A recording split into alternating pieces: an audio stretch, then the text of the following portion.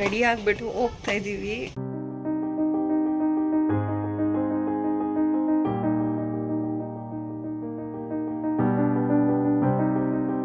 ಪಾಪು ಸ್ಕೂಲಲ್ಲಿ fathers day ಮತ್ತು ಓರಿಯೆಂಟೇಷನ್ ಡೇ ಇದೆ, ಅದಕ್ಕೆ ಹೋಗ್ತಾ ಇದ್ದೀವಿ.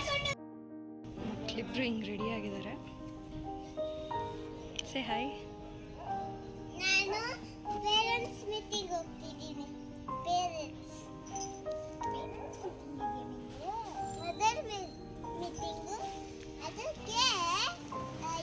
ನೋಡಿ ಹಿಂಗೆ ರೆಡಿ ಆಗಿದ್ದಾರೆ. ಅವ್ರನ್ನ ವಿಡಿಯೋದಲ್ಲಿ ತೋರಿಸೋದು ಅವ್ರಿಗೆ ಇಷ್ಟನೇ ಆಗಲ್ಲ.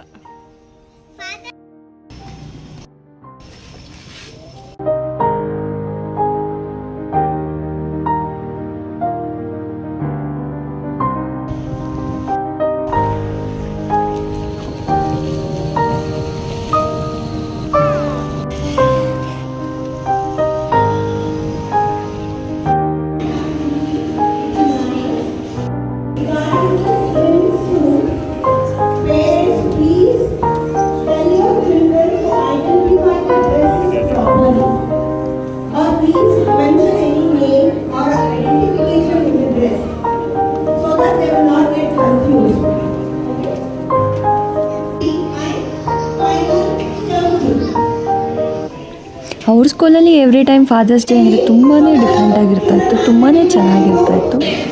ಈ ಸರಿ ಓರಿಯೆಂಟೇಷನ್ ಮತ್ತು ಫಾದರ್ಸ್ ಡೇ ಎರಡೂ ಒಂದೇ ದಿನ ಸೆಲೆಬ್ರೇಟ್ ಮಾಡಿದ್ರಿಂದ ನಮ್ಗೆ ಅಷ್ಟಾಗಿ ಏನು ಎಂಟರ್ಟೈನ್ ಅನ್ನಿಸ್ಲಿಲ್ಲ. ಜಸ್ಟ್ ಓರಿಯೆಂಟೇಷನ್ಸ್ ಪ್ಲಸ್ ಇದು ಏನು ಫಾದರ್ಸ್ ಡೇ ಎರಡೂ ಒಟ್ಟಿಗೆ ಮಾಡ್ದಂಗೆ ಅನ್ನಿಸ್ತು ಅಷ್ಟೇ. ಆ್ಯಂಡ್ ಜಾಸ್ತಿ ಏನು ಆ್ಯಕ್ಟಿವಿಟೀಸ್ ಅಥವಾ ಏನು ಮಾಡಿಸ್ಲಿಲ್ಲ. ಲಾಸ್ಟ್ ಟೈಮ್ ತುಂಬ ಆ್ಯಕ್ಟಿವಿಟೀಸ್ ಮಾಡಿಸಿದ್ರು. ನೀವು ನಿಧಿದು ಫಾದರ್ಸ್ ಡೇ, ಭುವಿದು ಫಾದರ್ಸ್ ಡೇ ವಿಡಿಯೋ ನೋಡಿದ್ರೆ ಗೊತ್ತಾಗುತ್ತೆ. ಆ್ಯಂಡ್ ಇದರಲ್ಲಿ ಸಿಂಪಲ್ಲಾಗಿ ಅರೇಂಜ್ ಮಾಡಿದರು. ಆ್ಯಂಡ್ ಒಂದು ಡ್ಯಾನ್ಸ್ ಪರ್ಫಾಮೆನ್ಸ್ ಕೂಡ ಇತ್ತು. ಅಷ್ಟು ಬಿಟ್ಟು ನಮಗೆ ಬೇರೆ ಏನು ಎಂಟರ್ಟೈನ್ಮೆಂಟ್ ಮಾಡಿಸ್ಲಿಲ್ಲ. ಅಂದರೆ ಫಾದರ್ಸ್ಗೆ ಏನು ಗೇಮ್ಸ್ ಆಡಿಸ್ಲಿಲ್ಲ. ಜಸ್ಟ್ ಒಂದು ಹಾಯ್ ಬಾಯ್ ಸೆಷನ್ ಥರ ಇತ್ತು ಅಷ್ಟೇ. ನವ್ಯವ್ರಿಗೆ ಮೊದಲೇ ಇಂಟ್ರೆಸ್ಟ್ ಇರೋದಿಲ್ಲ ಈ ಥರ ಇದರಲ್ಲಿ. ಬಟ್ ಇವ್ರು ಈ ಥರ ಈ ಸರಿ ಸಪ್ಪೆ ಫಂಕ್ಷನ್ ಮಾಡಿದ್ದು ಅವ್ರಿಗಿನ್ನೂ ಇಂಟ್ರೆಸ್ಟ್ ಹೊರಟೋಯ್ತು. ನೆಕ್ಸ್ಟಿಂದ ಯಾವುದಾದ್ರೂ ಫಂಕ್ಷನಿಗೆ ಕರೆದ್ರೆ ಬರೋಲ್ಲ ಖಂಡಿತವಾಗ್ಲೂ. ಮಕ್ಕಳು ಡ್ಯಾನ್ಸ್ ಮಾತ್ರ ಸೂಪರಾಗಿತ್ತು, ಅದನ್ನು ಅಪ್ರಿಷಿಯೇಟ್ ಮಾಡಬೇಕು. ತುಂಬ ಚೆನ್ನಾಗಿತ್ತು. ಆ ಮಕ್ಳ ಕೈಲಿ ಆ ವಯಸ್ಸಲ್ಲಿ ಅಷ್ಟು ಮಾಡಿಸೋದೆ ತುಂಬ. ಇನ್ನು ನವ್ಯವ್ರು ಹೋಗೋಣ ಅಂತಲೇ ಇದ್ರು. ಲೇಟ್ ಆಗುತ್ತೆ, ಸುಮ್ಮನೆ ಟೈಮ್ ವೇಸ್ಟ್ ಮಾಡೋದು ಬೇಡ ಅಂಥೇಳಿ ಇನ್ನು ಹೊರಗಡೆ ಬಂದ್ವಿ. ಆ್ಯಸ್ ಯೂಶ್ವಲ್ ಅದು ಸ್ಪೋರ್ಟ್ಸ್ ಅಕಾಡೆಮಿ ಈ ಕಡೆ ಇರೋದು. ಇವಾಗ ಫಂಕ್ಷನ್ ಫಾದರ್ಸ್ ಡೇ ಮಾಡಿದ್ದು ಸ್ಪೋರ್ಟ್ಸ್ ಅಕಾಡೆಮಿ ಒಳಗೆ. ಸೊ ಅಲ್ಲೆಲ್ಲ ಸ್ಪೋರ್ಟ್ಸ್ ಆಡಿಸ್ತಾಯಿದ್ರು. ಇನ್ನು ನಾವು ಅದನ್ನು ಮುಗಿಸ್ಕೊಂಡು ಈವ್ನಿಂಗ್ ಶಾಪಿಂಗ್ ಹೋಗೋಣ ಅಂತ ಪ್ಲ್ಯಾನ್ ಮಾಡಿದ್ವಿ. ಇದು ಏರಿಯಾ ಯಾವುದು ಅಂತ ಗೆಸ್ ಮಾಡಿ ನೋಡೋಣ. ಜಸ್ಟ್ ಒಂದು ಸಿಂಪಲ್ ರ್ಯಾಂಡಮ್ ಕ್ವಶನ್ ಅಷ್ಟೇ. ನೀವು ಫಸ್ಟೇ ಏನಾದರೂ ಗೆಸ್ ಮಾಡಿದರೆ 3:50 ಆಗೋಷ್ಟರಲ್ಲಿ ನೀವೇನಾದರೂ ಗೆಸ್ ಮಾಡಿದರೆ, ಐ ಮೀನ್ಸ್ 3 minutes 50 seconds ಆಗೋಷ್ಟರಲ್ಲಿ ಕಂಡುಹಿಡಿದ್ರೆ ಕಮೆಂಟ್ ಮಾಡಿರಿ, ಪಿನ್ ಮಾಡ್ತೀನಿ ಖಂಡಿತ. ಇನ್ನು ನಾನೇ ಹೇಳ್ಬೇಕಾ? ಓಕೆ, ನಾನೇ ಹೇಳ್ಬಿಡ್ತೀನಿ. ಇದು ಬಂದುಬಿಟ್ಟು ಓಮ್ ಕಲೆಕ್ಷನ್ಸ್ ಅಂತ ಹೇಳ್ಬಿಟ್ಟು, ಇದು ಯಾವ ಏರಿಯಾದಲ್ಲಿದೆ ಅಂತ ನೀವೇ ಕಮೆಂಟ್ ಮಾಡಬೇಕು ಅಂತ ಹೇಳಿದ್ದೀನಿ. ಓಮ್ ಕಲೆಕ್ಷನ್ಸಲ್ಲಿ ಮಕ್ಕಳಿಗೆ ಬಟ್ಟೆ ತೊಗೊತೀನಿ. ಕ್ವಾಲಿಟಿನೂ ಅಷ್ಟೇ ಚೆನ್ನಾಗಿರುತ್ತೆ. ಮೈನರ್ ಡಿಫೆಕ್ಟ್ಸ್ ಇರ್ಬೋದು ಅಷ್ಟೇ, ಕ್ವಾಲಿಟಿ ತುಂಬಾ ಚೆನ್ನಾಗಿರುತ್ತೆ.